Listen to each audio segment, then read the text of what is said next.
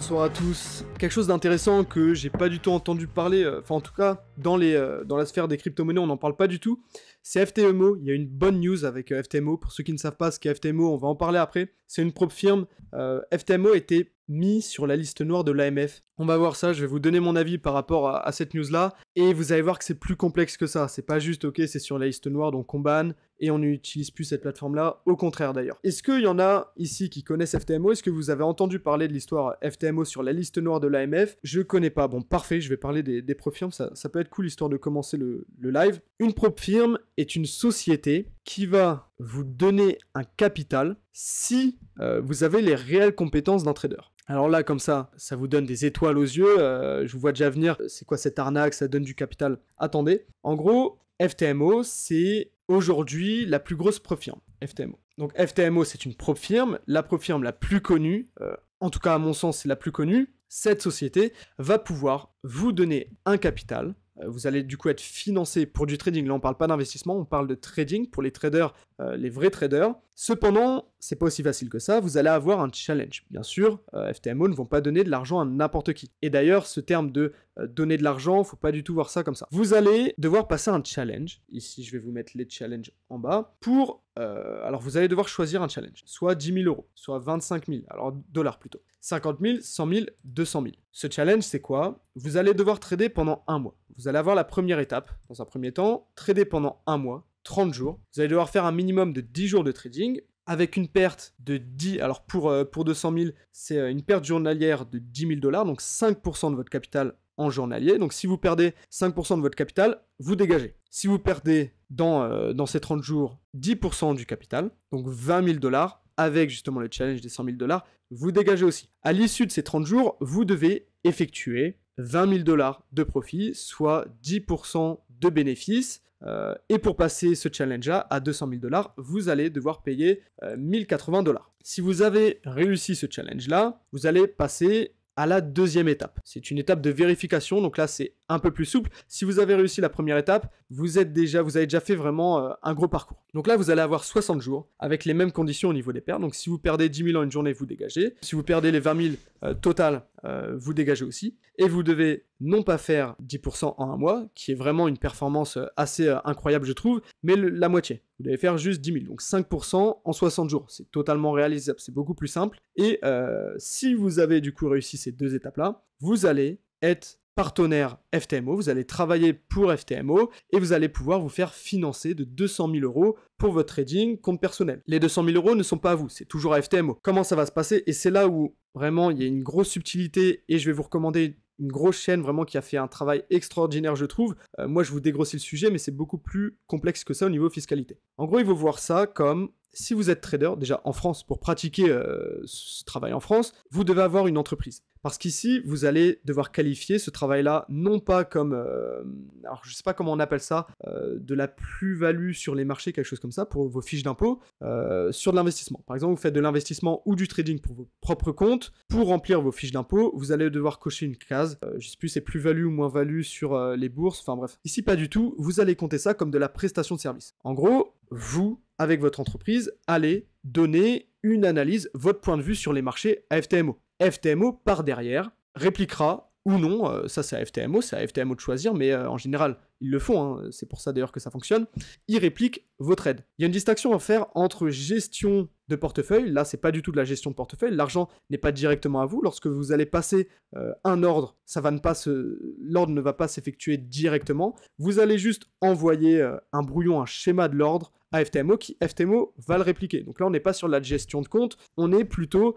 sur justement de la prestation de service. Et c'est pourquoi c'est totalement légal en France de faire cette activité-là. Maintenant, il y a eu quelque chose d'intéressant ces derniers jours, c'est que FTMO a été placé sur la liste noire de l'AMF. L'AMF, c'est l'autorité des marchés financiers. En gros, c'est la police des marchés financiers. Ils ont placé FTMO sur la liste noire. Pourquoi ils ont fait ça et pourquoi, à mon sens, c'est une erreur d'avoir fait ça? Et je pense d'ailleurs qu'ils vont corriger ce tir-là d'ici quelques mois. Enfin, en tout cas, si FTMO le veut, il n'y aura aucun mal à le changer. Parce qu'ici, la liste noire de l'AMF, c'est vraiment pour mettre en garde. C'est vraiment, la liste noire, c'est quelque chose...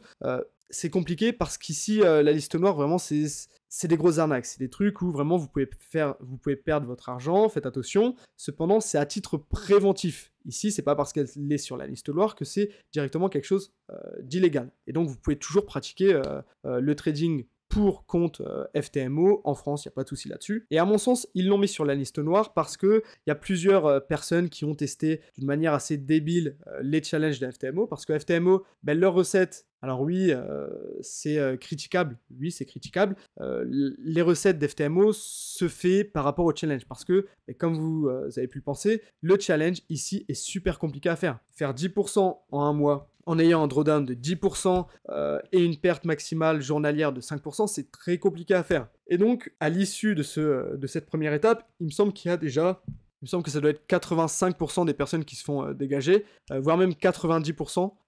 Et à l'issue, ensuite, après l'étape 2, voire même l'étape 3, il me semble qu'il n'y a que 5% qui vivent régulièrement avec FTMO. Donc c'est déjà bien, mais c'est pas non plus incroyable. Pour revenir sur l'AMF, ça a été placé sur la liste noire. À mon sens, ça a été à cause des haters, c'est-à-dire des personnes qui ont testé justement le challenge d'une manière un peu aveugle et s'est dit ok, je vais me faire financer 200 000 euros, je vais payer le challenge et puis let's go, c'est facile. Mais non, c'est pas si facile que ça. Trader, c'est pas facile. Bien sûr, personne va vous donner de l'argent facilement. Un argument de l'AMF, alors ça on ne sait pas réellement, hein, l'AMF ne dit pas pourquoi ils mettent FTMO sur la liste noire, à mon avis ils ont juste mal fait leur job, c'est-à-dire ils ont même pas essayé de payer un challenge pour essayer de se faire financer, je suis presque sûr qu'ils n'ont même pas essayé parce que sinon ils auraient vu au préalable que c'est beaucoup plus solide, que ça le laisse transparaître. Pour influencer des personnes sur les marchés financiers, il faut avoir une accréditation. Pour les brokers, c'est le PSI, mais les exchanges, c'est le PSAN. En gros, il faut une accréditation que FTMO n'a pas voulu avoir, n'a pas payé pour ça, et du coup, à mon avis, c'est pour ça aussi qu'ils ont placé sur la liste noire. Avant de commencer l'analyse sur ETH, dites-moi, êtes-vous plutôt bullish sur ETH, plutôt bearish? Dans la majorité, vous êtes bullish, mais je pense que la majorité d'entre vous attendent un dernier drop avant de repartir à l'os. Et attention à vous, parce que ça, c'est un joli petit piège, je pense. Alors, ce joli ETH, il a été introduit sur Binance le lundi 5 octobre 2015 à la valeur de 0,42$.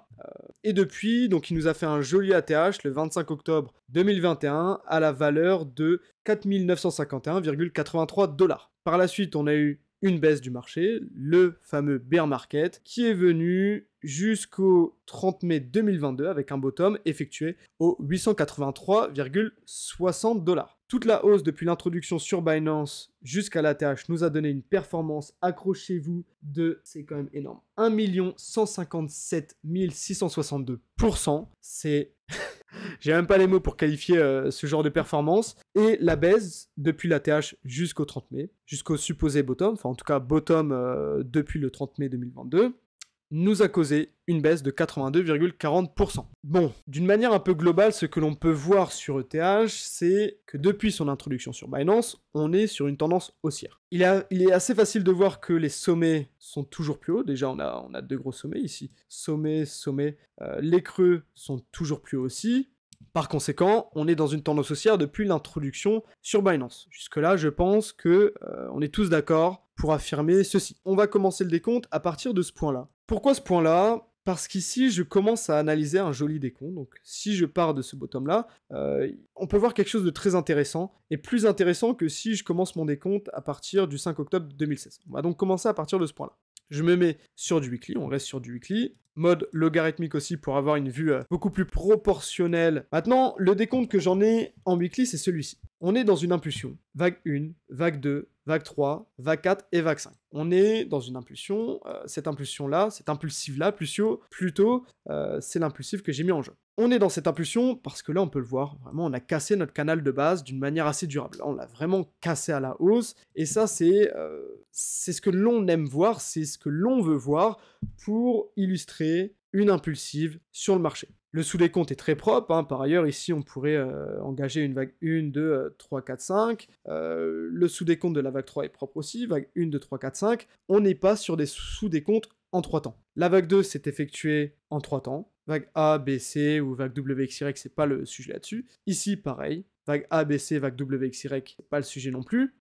Ici, d'ailleurs, je ne pose pas pour l'instant le postulat que l'on a effectué notre bottom. Ce que je remarque cependant, c'est que depuis la vague 3, on est censé venir chercher une correction. Depuis que notre sous-décompte s'est terminé en blanc, ici, vague 1, 2, 3, 4, 5, on devait attendre une correction. En majorité, les probabilités nous démontrent que l'on attend un retour de la vague 4 entre les 38,2 et les 50% de la vague 3. Vous pouvez voir ici, on est pile dedans. Cependant, on peut quand même aller plus bas. On peut toujours aller plus bas, chercher les 50% ou même chercher un petit peu plus bas. Une grosse zone de frein, c'est notre canal de base. Vraiment, la partie haute de notre canal de base ici servira comme très gros frein si on vient casser les 38,2 et les 50% de toute cette vague 3. Cependant, il ne faudra pas venir chercher les 383,30$, auquel cas on invalidera la règle de l'impulsive. Comme je vous l'ai dit tout à l'heure, une règle de l'impulsive, vraiment une règle stricte de l'impulsive, c'est de ne pas venir chercher le territoire de la vague 1 avec la vague 4. Ça, c'est vraiment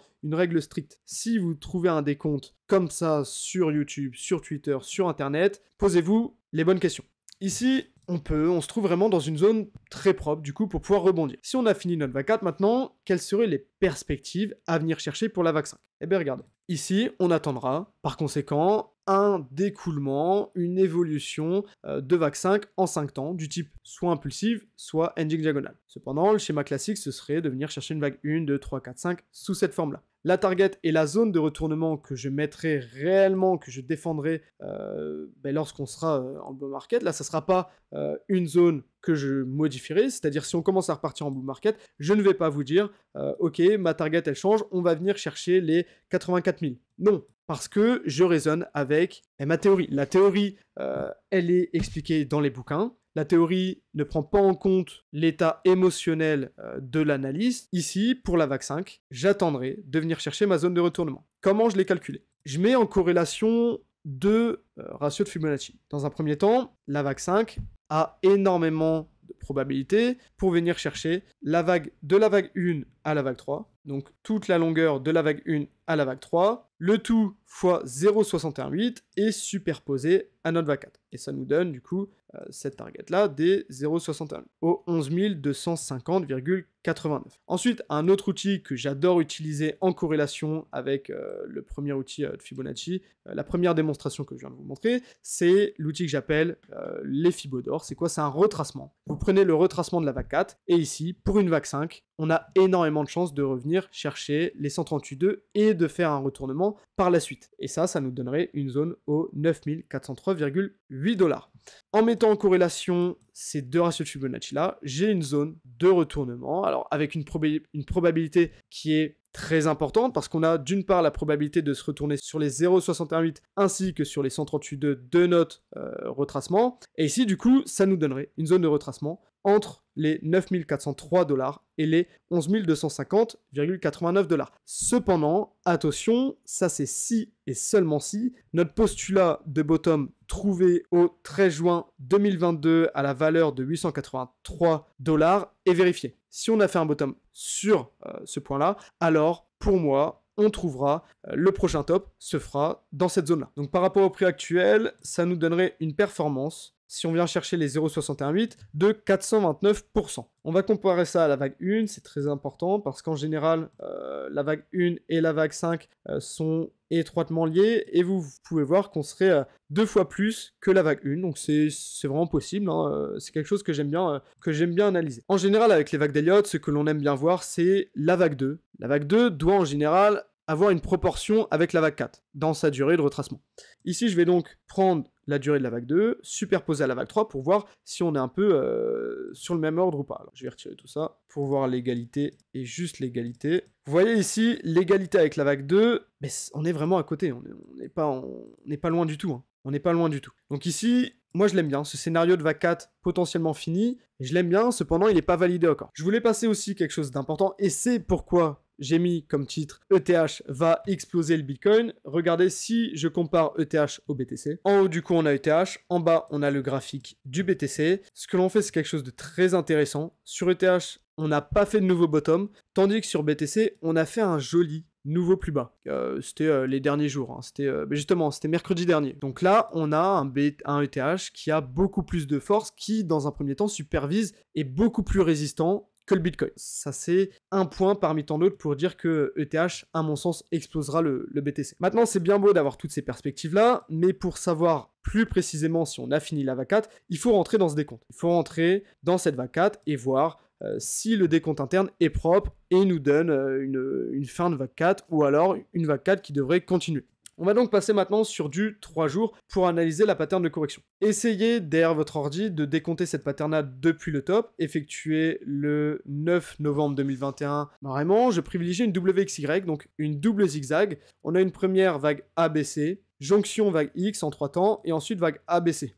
Les ratios de Fibonacci, alors, il faut que je me mette non pas en mode logarithmique, et là, justement, je vous en ai parlé, la box, par exemple, pour cette WXY, la vague Y ici avait le plus de probabilité de venir chercher la zone de retournement qui était entre les 801 $ et les 757 $. La vague C est venue se terminer au 878,46 $. Donc tu vois, c'est très proche. C'est les probabilités, tu as le plus de probabilités de te retourner ici. Donc les probabilités, plus tu t'écartes, moins tu as de probabilités. Et plus tu arrives sur cette zone de retournement, plus du coup tu auras de probabilité de retourner. Ici on est venu vraiment juste à côté. Donc très intéressant, on est venu rebondir sur notre canal, canal de baisse. Donc tu prends la base de la WXY que tu reportes, donc tu fais base de la WXY, tu t'alignes ça à ta vague X que tu reportes sur ta vague W, et vraiment on est venu à côté, vraiment, on est venu chatouiller un peu ce bas de canal. Donc très intéressant pour une WXY. Maintenant, on attend des confirmations. Et si les confirmations du WXY sont validées, ça voudra dire, les gars, on retourne à la hausse. Comme je vous l'ai dit, le retournement à la hausse prendra du temps. On fera une vague 1, 2, sous-vague 1, 2, sous-vague 1, 2, 3, 4, 5. Ça prendra du temps. On fera pas ça du jour au lendemain. On peut exploser du jour au lendemain, mais je ne pense pas réellement. Dans un premier temps, ça serait de revenir chercher le haut de notre triangle de la vague B. Parce qu'ici, on a vraiment une belle zone de résistance. Un triangle, en fait, le haut d'un triangle, ici, c'est une vraie zone de résistance. Tu as plein d'ordres de vente. Donc ici, il faudrait revenir chercher au-dessus donc, de cette zone-là, au 2159,47 $. Ça serait vraiment une belle confirmation. Ensuite, on pourrait avoir une autre confirmation du type Double Swing Low. C'est ce que je t'ai dessiné ici. On fait un sommet, creux, sommet plus haut que le sommet précédent, creux plus haut que le creux précédent, et ensuite, boum, on part, on décroche. Là, ça serait vraiment une belle confirmation lorsqu'on viendra casser ce deuxième sommet-là. On sera sur vraiment un véritable retournement de marché. Ensuite, une autre confirmation, ça serait de venir casser le canal de la correction baissière. On l'a fait ici, on l'a cassé, on l'a clôturé en dehors, mais on l'a vite réintégré. Donc ça, c'est pas quelque chose de très intéressant. J'attendrai d'avoir une réelle cassure. Là, ça sera quelque chose de plus intéressant. Voilà les confirmations à attendre. Ensuite, on verra aussi, mais il y a tout ce qui est retournement sur la boîte à outils, donc que ce soit RSI ou alors Williams R pour les outils que j'utilise en tout cas. Si on vient invalider ce décompte-là, et donc par conséquent venir casser le bottom qui a été effectué le 19 juin 2022, eh ben, force est de constater qu'on sera dans une impulsive, vague 1, 2, 3, 4, 5, avec une vue globale, une flat, vague A, B, C. Ça sera le scénario que je mettrai en place. Pour la vague 4, ici, on attendra une consolidation, range du type triangle. Vague A, B, C, D, E, puis ensuite cassure. C'est quelque chose de possible aussi. Je le mets pas en avant. Ce que je mets en avant, c'est cette correction WXY avec vague 1, 2, 3, 4, 5. Faut voir le marché comme un flux, une force entre acheteurs-vendeurs.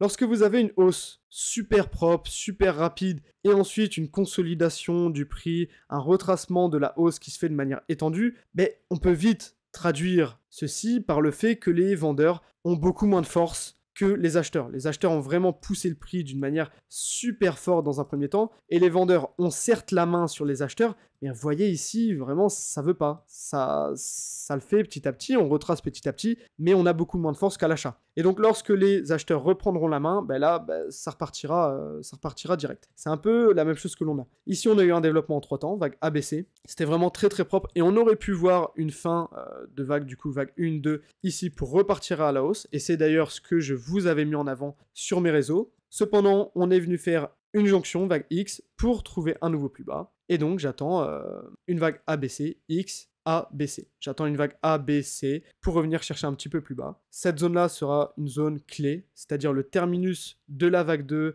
du sous-décompte de notre vague 1. C'est vraiment quelque chose de très intéressant au niveau de la théorie pour voir chercher une vague 2. Cependant, attention, il ne faudra pas venir chercher la racine de la vague 1, sinon on privilégiera l'impulsive de l'unité de temps supérieure. La boîte à outils, c'est quoi? C'est des indicateurs. J'utilise les indicateurs pour me donner un point de vue externe des vagues d'Elliott, point de vue qui pourra me donner une corrélation, en tout cas un point de vue externe sur les vagues d'Elliott. Si mon décompte des vagues d'Elliott me dit ok on va aller à la hausse et que mes indicateurs me disent exactement la même chose, alors je vais vraiment avoir plus de confiance pour me dire qu'on va aller à la hausse et on aura une réelle confirmation de ceci. En weekly, j'utilise dans un premier temps RSI stochastique. On va regarder sur une grosse time frame sur du 3 semaines. Et ce que l'on peut voir ici, c'est que on suit vraiment la théorie. C'est vraiment quelque chose que j'aime voir. Lorsqu'on est dans une tendance haussière comme on l'a fait avec ETH, au niveau du RSI, on doit se développer dans notre zone verte. Vous pouvez voir ici, on est venu taper cette résistance pour les tendances haussières. On est venu chercher avec précision le support pour les tendances haussières. Ensuite, on est venu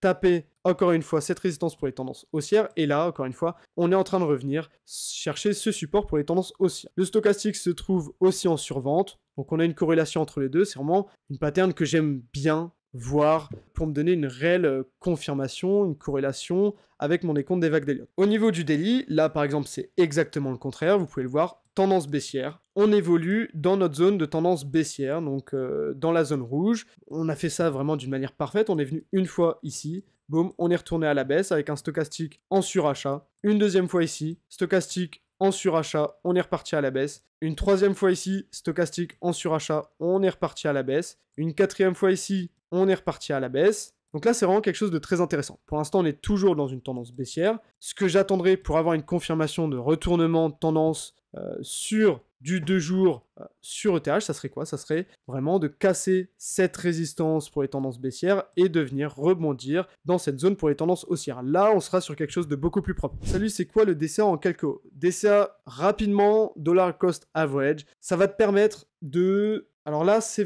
pas pour du trading, c'est de l'investissement. Tu découvres les crypto-monnaies ici. Au lieu de rentrer et de mettre 100% de ton actif ici, et du coup, tu vas être directement impacté. 100% de ton weight sera directement impacté ici, et tu vas te prendre toute la baisse. Si on va partir à la baisse, et que tu découvres les crypto-monnaies ici, tu vas lisser ton prix d'achat par palier. Par exemple, tous les mois, tu vas dire, ok, je vais rentrer tous les mois un petit peu, 10% de mon capital sur les cryptos. Donc tu vas rentrer ici. Après le mois prochain, le mois prochain, le mois prochain, le mois prochain, le mois prochain ici, et tu vas avoir en fait un prix qui sera lissé. Et au lieu d'avoir un prix 100% qui sera ici, tu vas avoir un prix d'entrée moyen qui sera ici. Donc beaucoup plus intéressant. Tu as différents types de DCA, je te laisserai regarder là-dessus. Je privilégie le DCA qui met en avant non pas la variable de temporalité, donc c'est-à-dire rentrer tous les mois, mais plutôt l'évolution du marché. Par exemple, si on va à la hausse, je rachète pas, je refais pas mon DCA. Mais si on va à la baisse, là, je réalimente. Par exemple, tu rentres ici. On est allé à la hausse, tu rentres pas. On est allé à la hausse, tu rentres pas. Mais si on repart à la baisse, donc tu rentres une première fois. On est allé à la baisse, tu rentres une deuxième fois. Une baisse, troisième fois. Là, on retourne à la hausse, donc tu réinvestis pas. Le temps qu'on est à la hausse, tu réinvestis pas. Comme ça, tu vas avoir un prix d'achat qui sera un peu plus important. Alors après, il faut faire les recherches. Honnêtement, j'ai pas fait les recherches là-dessus, mais d'une manière assez théorique et assez basique, je tendrai vers l'idée que ce serait plus intéressant. Pour ceux qui veulent aller plus loin avec les vagues d'Elliott, j'ai mon site internet elliottwave.com où vous pouvez, vous allez dans outils liens et références en haut à droite et vous allez retrouver toutes les références par lesquelles je suis passé pour apprendre les vagues d'Elliott. Ces références-là, bien sûr, je vous recommande de passer par là. Dans un premier temps, il y a Elliott Wave Principle qui est vraiment l'œuvre emblématique. Si vous voulez réellement vous lancer dans les vagues d'Elliott, c'est par là qu'il faut commencer. Et ensuite, pour aller un petit peu plus loin et pour commencer à trader avec les vagues d'Elliott, je vous recommande dans un deuxième temps de lire Visual Guide to Elliott Wave Trading de Jeffrey Kennedy et Wayne Gorman. Et pour ensuite aller un petit peu plus loin, pour continuer à parfairer vos connaissances, vous pouvez aller sur Elliott Wave International. Il donne pas mal de cours. Il y a Jeffrey Kennedy, par exemple, qui donne des cours pour justement apprendre à trader avec les vagues d'Elliott. Et là, c'est intéressant. Maintenant, en est venue la problématique du... oui, mais la barrière de la langue. Potentiellement, certains d'entre vous ne savent pas parler anglais, mais ont envie d'aller plus loin avec les vagues d'Elliott. Et c'est justement le problème qu'ont eu une bonne partie de ma communauté, il y a longtemps. C'est pourquoi j'ai développé mon e-book, l'anatomie des vagues d'Elliott, ici, où vous allez avoir exactement toutes les informations, que ce soit Elliott Wave Principle, Visual Guide to Elliott Wave Trading, ainsi que toutes les heures que j'ai passées au sein d'Elliott Wave International. Je vous ai tout rassemblé là-dessus d'une manière très concise, très visuelle. Vous avez vraiment toutes les règles strictes. Le sondage est fini, les gars, ça fait 10 minutes que le sondage, du coup, s'est développé. Merci d'avoir participé au sondage. Et la semaine prochaine, c'est avec un plaisir que je vous annonce que l'on analysera Solana. La semaine prochaine, on fera crypto-monnaie. Et la semaine d'après, on analysera juste une action ou quelque chose qui sort un peu des crypto-monnaies. Donc ça soit le DXY, soit une action Tesla, Apple, McDo, Starbucks, ce que vous voulez. Le gold. On pourra même aller sur le blé, mais en tout cas pour la semaine prochaine, ça sera sur le Solana. En tout cas, un grand merci à vous pour m'avoir écouté ce soir. Ça me fait plaisir encore une fois de parler des vagues d'Elliott avec vous. J'espère que ça vous aura plu. On se retrouvera du coup mercredi prochain pour analyser le Solana. Passez une agréable semaine à vous. Faites attention sur les marchés comme dans la vie d'une manière générale. Et à la semaine prochaine. Bonne soirée à vous.